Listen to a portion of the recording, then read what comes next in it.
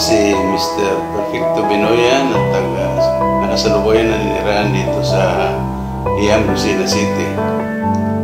Ako po si Elizabeth Luce Rodriguez from Pagbilao, Quezon. 50 years old, fitness consultant po dito sa Quezon. I am Justin from Mercado Felipe po. And I am from Lawag City, sa Ilocos pa po. And I am 20 years old.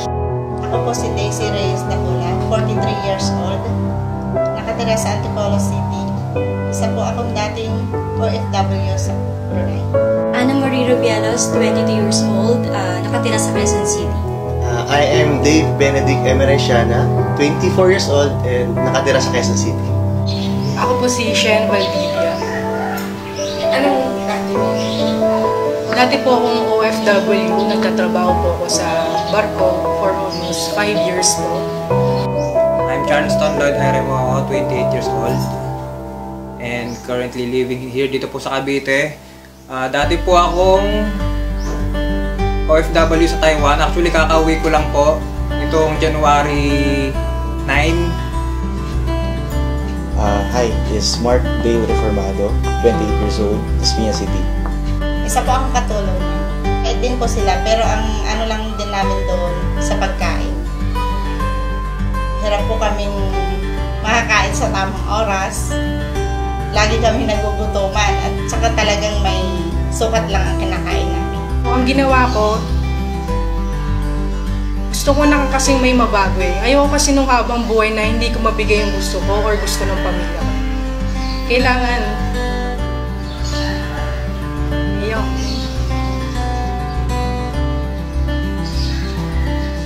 kasi alam ko darating yung araw na one day lahat ng gusto nila kaya ko nang ibigay.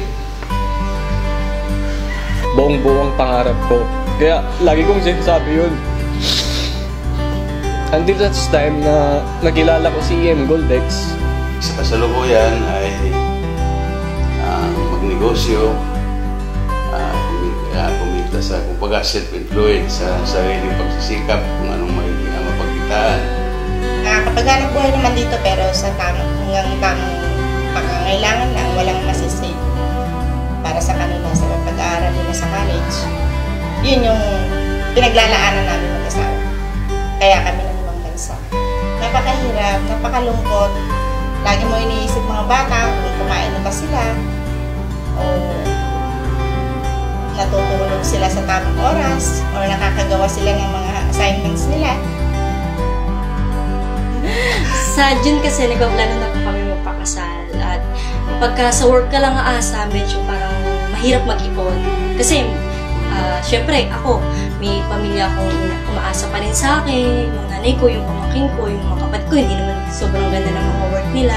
Tapos siya, inaasahan din siya ng family niya, siya rin yung gumagastos sa bahay. So, medyo mahirap mag-ipon. So, kailangan talaga ng extra income. Kasi kung titignan natin, nagplano kami last year pa eh. So nag-compete kami, sabi namin kung ganito yung, kung ikakasal tayo ng June, ito lang yung pera natin eh. So kinumpit namin yung mga, sabi namin, teka lang, parang kulang ah. So kailangan natin ng extra effort, kailangan natin ng additional income para ma-reach natin yung goal natin. Hanggang sa, ito nga, nakilala namin si EM Goldex. So may nag-offer po sa akin ito, isa kong friend, na tingnan ko daw, subukan ko daw yung company na to, baka makatulong sa akin at sa pamilya ko. Nag-join po ako sa EM Goldex. Nasa Taiwan po ako nung may nagsabi po sa akin about this online store business. Tapos, so yun, inaaral ko. Actually, walang duda-duda agad eh. Inaaral ko lang siya, pinanood ko yung video. Tapos, yun, sabi ko, okay to. Go! So, sa iba talaga, nakakaduda pagkauna, parang alam mo na pag networking, parang too good to be true, parang talaga, kikita ka ba na ganyan? Pero yun yung totoo eh, umita na talaga kami. Yung isang business partner ko before sa networking, siyang nag-introduce ito sa akin. Sinabi niya, Bet, alam ko ikaw ay umaayaw na sa networking. Ayaw mo na ng MLM, ayaw mo na ng mga different companies basta may networking na topic. Pero just give it a try. Open your website, open your Facebook, basahin mo yung lahat na nasa sa wall ko. Basahin mo yung link na sinasabi kong everything about Mgoldex. Then, pag nagustuhan mo siya, i-message mo ako. Explain ko sa'yo kung ano yung details ng company.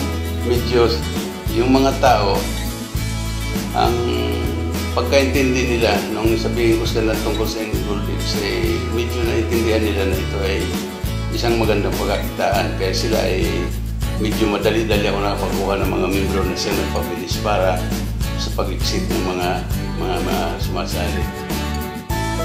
Employment is not a sure way that you can reach your dreams. May mga pangarap din ako. Hindi lang yung everyday na kinakain namin. Mga gastos dito sa bahay, bills, everything else. Siyempre, gusto ko rin ng mas magandang bahay, kotse.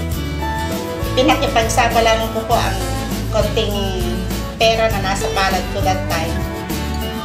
Dahil nga ang purpose ko ay makauwi na ng maaga. Hindi ko natapusin ng 2 taon.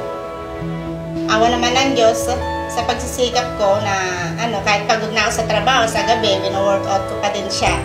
Makuha ko yung reward ko. Ang pumasok sa isip ko, kailangan magtuloy-tuloy na ito. Kailangan tuloy-tuloy nang gawin ito dahil napakaganda naman ang nagiging reward kasi kung anong sinabi ng company, yun ang ibinibigay. Gusto ko pa talaga mapagtayo ng apartment. Siyempre, pangalawa na lang dyan yung mga sasakyan. And tuwan-tuwa ako kasi totoo siya eh. Hindi siya mga sabi-sabi na puro mga negative feedbacks. Na-fulfill mo yung marketing plan ng company.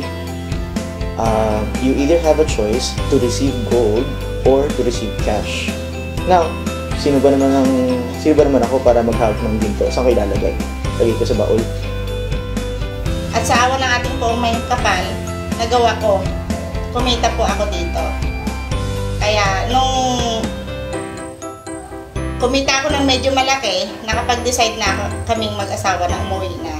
Ayun parang ito yung future plans namin na dapat mga 5 years or 10 years pa namin ma-achieve.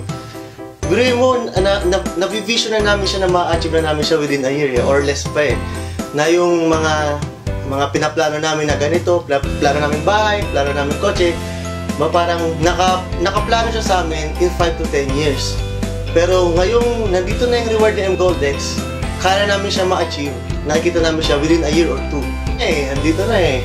Saka dati ang plano namin sa kasal namin, kailangan yung bisita natin less than 100 lang Kasi wala tayong mapakain eh. Pero ngayon, okay, sige 200. Tapos may pagkain ako sa bahay. Isang German company na kasalukuyan ay bago pa lang sa Pilipinas. Pero sa tingin ko, ito ang mag-aangat sa buhay ng mahihirap dito sa Pilipinas. Kung sila ay matutuhan lang nilang pag-aralan ng gusto kung paano ito ginagawa. Doon sa mga taong gusto magsimula at mag-join sa Mgoldex, lakasan nyo lang po yung loob nyo. At kung ano po yung pinaniniwalaan nyo sa sarili nyo na kaya nyo gawin to, yun po talaga yung mangyayari. Makakaya nyo rin to. May pera na tayo. Sabi ko, dahil yun ang lagi kong sinasabi sa kanila, bakit kailangan ko pa daw umalis? Sabi ko, wala pa tayong pera eh. Wala pa tayong ipon na pera. Wala kayong pang-paaral sa college. Hindi kayo makakapag-aral. Yun ang lagi kong sinasabi ko sa kanila. Kaya okay lang din sa kanila nung maalis ako. Kaya nung biglang dumating ako, sabi ko, bakit mama umuwi kayo bigla? May pera na tayo eh, bigay ni Mgoldex.